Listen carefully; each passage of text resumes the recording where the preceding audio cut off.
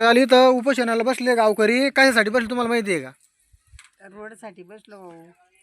आम्हाला दवाखान्यात जायला रस्ते नाही, काही इकडं रोड कोणी करू शकलं नाही. मग रस्ताच पाहिजे. अर्ध्या रात्री नेण लागतं, दमाला मला की मोठ्या पाठ 4 वाजायला नेण लागतं. मोटरसायकल चालत नाही, कधी बैलगाडी नेण लागती. रस्ताच पाहिजे.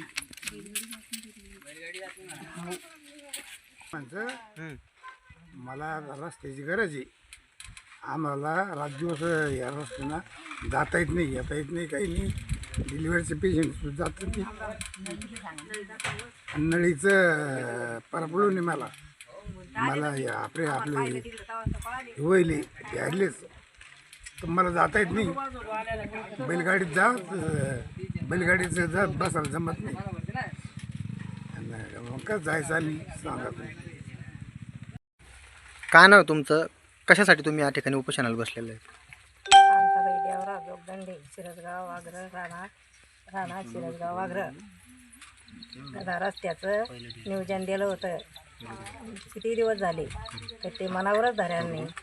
मग त्या रस्त्यामुळं आम्ही इथं आंदोलनाला बसेल आहे.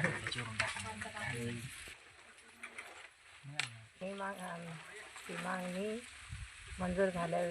अरे हो भुकलं. काय सांगाल तुम्ही या रस्त्या संदर्भात? प्रशासनाला पत्रव्यवहार करून प्रशासनाने दखल न घेतल्यामुळे तुम्ही आज आमरण उपोषण करताय. कोणती मागणी आहे तुमची आणि एवढं मोठं टोकाचा पाऊल आंदोलनाचं का तुम्हाला उचलावं लागलं? काय नाव आहे तुमचं? माझं नाव वैशाली विजय इंगळे. अगोदर आम्हाला दिंडी महामार्ग हा मंजूर होऊन आलेला होता. आम्ही 8 वर्ष वाट पाहिली या रस्त्याची. या वर्षी नाही बाबा, दुसऱ्या वर्षी होईल, दुसऱ्या वर्षी नाही, तिसऱ्या वर्षी होईल, असे 8 वर्ष झाले. मग त्याच्यानंतर आम्ही पत्रव्यवहार केला, तर त्याला 1 महिना झाला, तर त्यात तिकडून काहीच रिप्लाय आला नाही आम्हाला.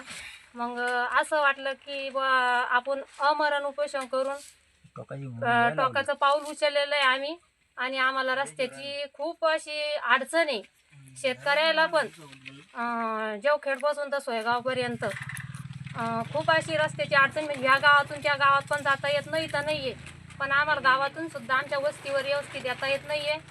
तर ह्यो रस्ता जो आहे, आम्ही दिंडी मार्गाच्या रस्त्यावर आहे. आम्हाला असं वाटलं की हा रस्ता झाला तर आपल्याला कुठंतरी या रस्ता फायदा होईल, पण फक्त या रस्त्याचं उद्घाटनच केलेलं आहे, मंजूर पण होऊन आलेलं आहे, सगळं व्यवस्थित आहे, पण रोडच होत नाही आहे. त्यासाठी आम्ही अमरण उपोषणाला बसलेलो आहे. सदरील विषय हा सार्वजनिक बांधकाम विभागाच्या अंतर्गत होतो. विभागाने एखादा पत्रव्यवहार काही केला का तुमच्या निवेदनावर? नाही, काहीच केलेलं नाही आहे. त्याला पण 1 महिना झाला. पत्रव्यवहार त्यांनी अजून पण काहीच केलं नाही आहे. पत्रव्यवहार दिलेलाच नाही आहे आम्हाला अजून. ठीक आहे. काय सांगाल तुम्ही या ठिकाणी आमरण उपोषणाला बसलेले आहेत? काय नेमकी तुमची मागणी आहे आणि कोणत्या विषयाशी घेऊन तुम्ही या ठिकाणी आंदोलन करताय? काय नाव आहे तुमचं? सुधाकर गंगाधर इंगळे. आम्ही 1 महिन्यापूर्वी निवेदन दिलं होतं शासनाला, त्याचं काहीच दखल घेतली नाही. पत्रांनी व्यवहारनी काहीच हे केलं नाही. त्याच्यामुळे आम्ही आमरण उपोषणाला बसलो. भैया काय सांगाल तुम्ही या ठिकाणी आमरण उपोषणाचं आंदोलन करताय? काय विशेष मागणी आहे तुमच्या? प्रशासनाकडं या कोणत्या विषयाशी निगडीत तुम्ही तक्रार केली होती आणि का ही वेळ तुमच्यावर आलेली? काय नाव तुमचं? माझं नाव वैभव इंगळे. आम्ही 25/8/2025 रोजी शासन भोकरदन बांधकाम या ठिकाणी निवेदन दिलं होतं, परंतु त्यानंतर त्याच्यावर काही दखल घेतली नाही. त्यानंतर 10/9/2025 परत एकदा निवेदन दिलं, त्याच्यावर एकही दखल घेतली नाही. आम्हाला तिसऱ्यांदा उपोषणाचा इशारा द्यावा लागला आणि आम्हाला नाईलाजामुळे आज या ठिकाणी रस्त्यासाठी उपोषणाला बसावं लागलं.